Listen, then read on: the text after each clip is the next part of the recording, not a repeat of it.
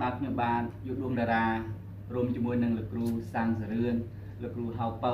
ថ្ងៃនេះបានជួបជុំគ្នាបាទជាពេលវេលាមួយដែលថាពុកម៉ែបងប្អូនលោកកំពុងតែទន្ទឹងរង់ចាំបាទចង់ជួបលោកគ្រូហៅពៅជាពិសេសជាមួយនឹងលោកគ្រូសាំងសរឿនដែលជាវីរៈសិល្បករផ្នែកល្ខោនបាសាបាទកន្លងមក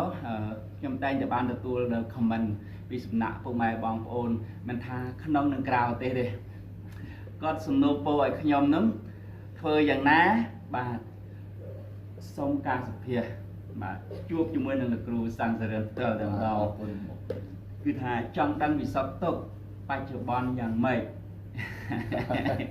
យ៉ាងណាបាទអញ្ចឹងក៏ខ្ញុំបាទក៏សូមគោរពជម្រាបសួរពុកម៉ែបងប្អូនសាជាថ្មីម្ដងទៀតបាទទីក្នុងនិងក្រៅប្រទេសបាទដែលកំពុងតែតាមដានទស្សនាជាមួយនឹងវីដេអូរបស់ខ្ញុំបាទនេះបាទហើយលោកគ្រូសាំងសរឿនបានលោកគ្រូហូបបើសុខសប្បាយបាទខ្ញុំសុខសប្បាយបាទសុខសប្បាយនេះអូបាទតើចេះលោកគ្រូសាំងសរឿននោះកន្លងមកនោះមានថាដាក់រស័របេះដូងដាក់អីនេះជំងឺពេញខ្លួនដល់ហើយថ្ងៃនេះ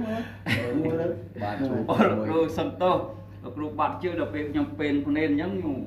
វាទៅអត់សមរម្យអីហ្នឹងពេនអស់ច្រឡំបាត់បាទសូមអធិស្ឋានបាទណាទេណាវាភ្លេចខ្លួនដែរ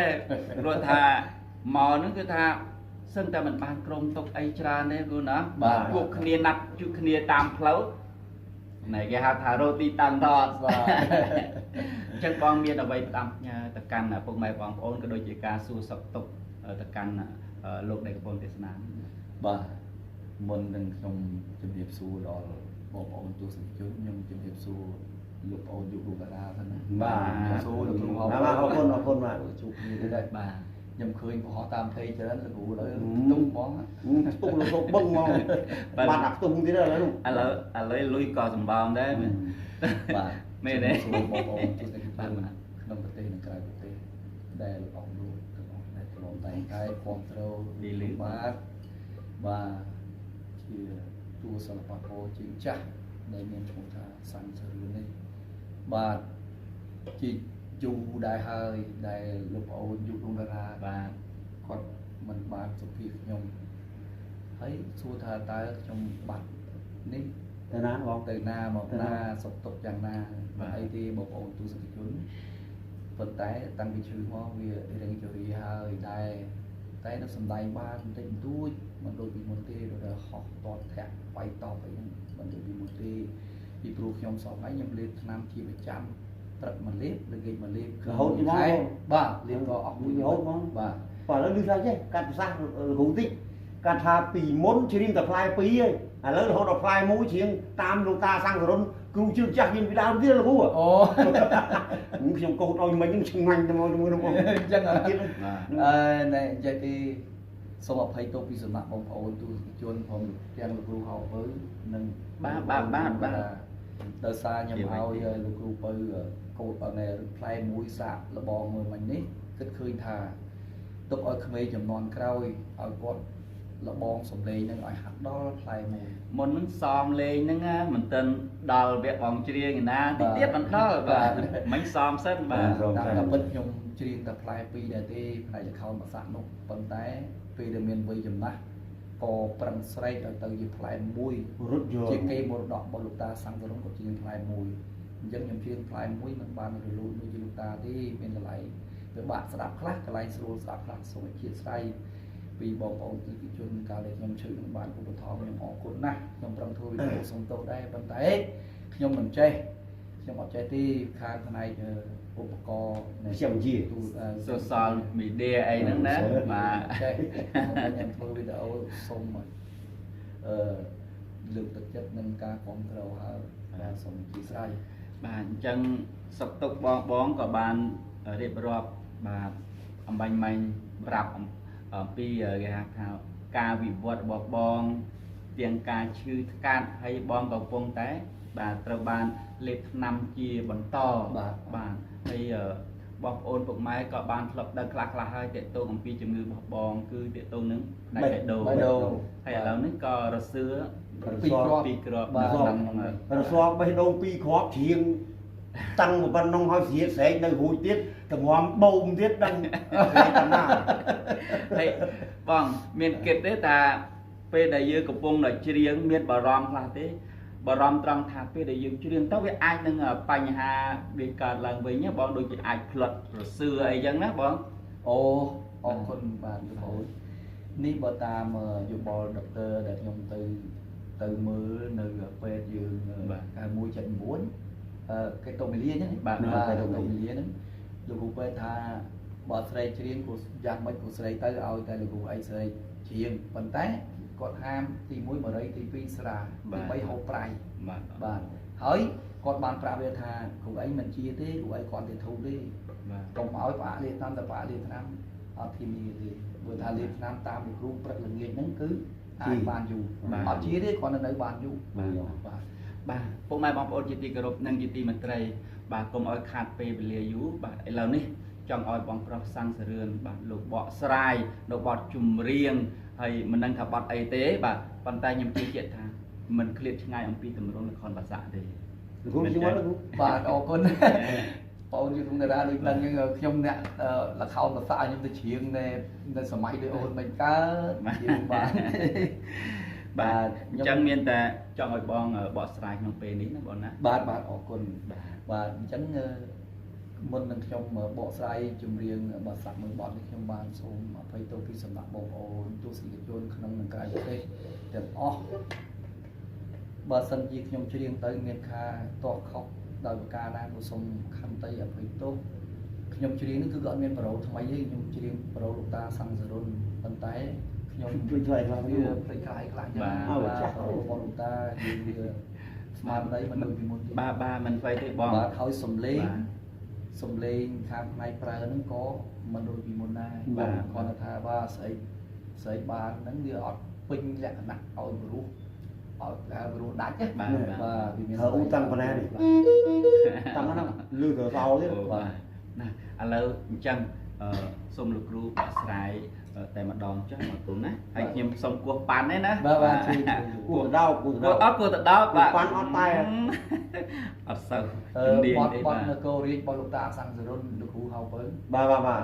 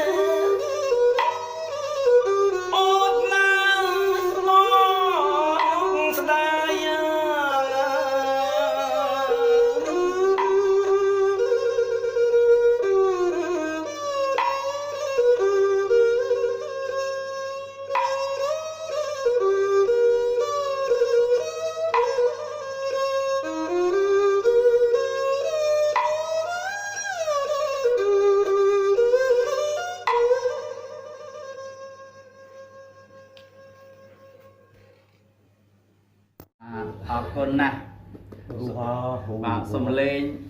ដូចជានៅមើងនៅឡើយគ្រូណាណាគ្រូសអត់រូបចេញក្រៅទេ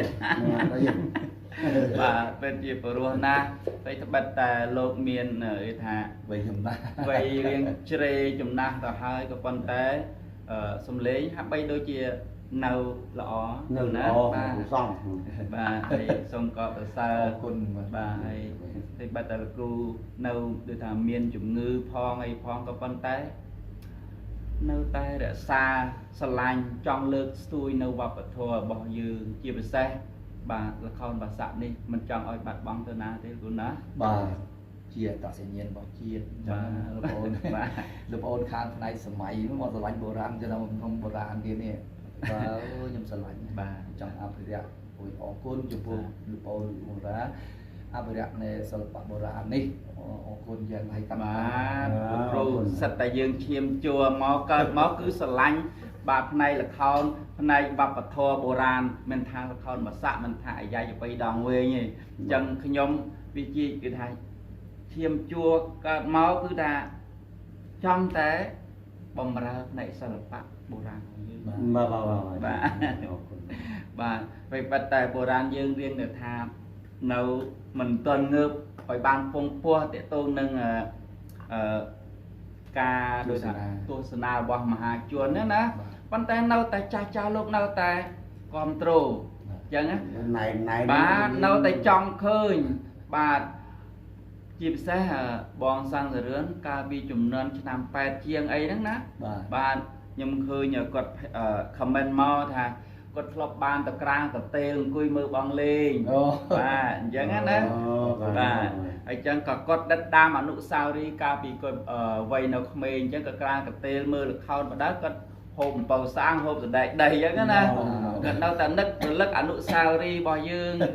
កាលពីចំនួនគាត់នៅក្មេងៗឥឡូវពុកម៉ែបងប្អូនខ្លះដែលលោកឃ្លាតឆ្ងាយអំពីមាតុប្រទេសរបស់យើងដូចជានៅប្រទេសអាមេរិកអូស្ត្រាលីបារាំងកាណាដាគាត់តែងតែបានចូលមើលវីដេអូរបស់ខ្ញុំនឹងបាទតាក់ទងនឹងល្ខោនបាសាក់ក៏ដូចជាផ្នែកបុរាណបាទអញ្ចឹងគាត់តែងតែមានការសួរសុខទុក្ខតើលោកសាំងសរឿននោះគាត់យ៉ាងម៉េចទៅហើយបច្ចុប្បន្នអញ្ចឹងណាបាទជាពិសេសលោកប្អូនម្នាក់ដែលមាន profile អ្នកចម្បាំងឆ្លងប្រទេសបាទក៏សំណូមពរថាឲ្យខ្ញុំនឹងមកសម្ភាសបងសាំងសរឿនដោយទៅថាទោះបីថាយ៉ាងណាក៏ដោយគាត់រវល់ឬក៏គាត់មមាញឹកយ៉ាងណាសូមឆ្លៀតពេលបន្តិចបន្តួចហ្នឹងដើម្បីជួយសួរសុខទុក្ខឲ្យគាត់ផងអរគុណណាស់ចំពោះបងប្អូនគាត់អាយុបងខ្ញុំនេះបាទហើយជាបងអូននេះបាទអរគុណណាស់ដែលបងអូនគាំទ្រខ្ញុំសូមឲ្យបងអូនជោគជ័យនៅក្នុងភារកិច្ចចាំបាច់ជារៀងរាល់ថ្ងៃសូមអរគុណបាទហើយពេលវេលាឥឡូវនេះក៏បានឈានទីបញ្ចប់ដល់ទីបញ្ចប់ទៅហើយខ្ញុំបាទក៏សូមអរគុណលោកគ្រូសាំងសរឿនលោកគ្រូហៅពៅដែលបានចំណាយពេលវេលាដ៏មានតម្លៃបាទអនុញ្ញាតឲ្យខ្ញុំបាទហ្នឹងសួរសុខទុក្ខក៏ដូចជាធ្វើការកិច្ចសុភាអ្វីៗបន្តិចតួចហ្នឹងណាបាទមិនមានជាអ្វីទេគឺមានតែការក្តីស្រឡាញ់និងការគោរពបាទចំពោះបាទរៀមច្បងបាទពុកម៉ែបងប្អូនជាទីគោរពនិងជាទីមេត្រីឥឡូវនេះខ្ញុំបាទក៏សូមបញ្ចប់វីដេអូទៅត្រឹមនេះប៉ុន្តែមុននឹងបញ្ចប់បាទខ្ញុំបាទក៏សូមលើកដៃព្រមទាំងលោកគ្រូបាទសូមធ្វើការខន្តីអភ័យទោសនៅរាល់កំហុសឆ្គងខ្វះខាតលើលាស់ត្រង់ប្រការណាមួយនោះក៏សូមអធិស្ឋានដោយក្តីអនុគ្រោះបាទហើយក៏សូមប្រសិទ្ធពរជ័យបាទដល់ពុកម៉ែបងប្អូនទាំងអស់ទាំងក្នុងនិងក្រៅប្រទេសសូមប្រកបទៅនឹងបាទពុទ្ធពរ4ប្រការគឺអាយុវណ្ណៈសុខៈពលៈកំបីគ្លៀងគ្លៀតឡើយបាទអរគុណ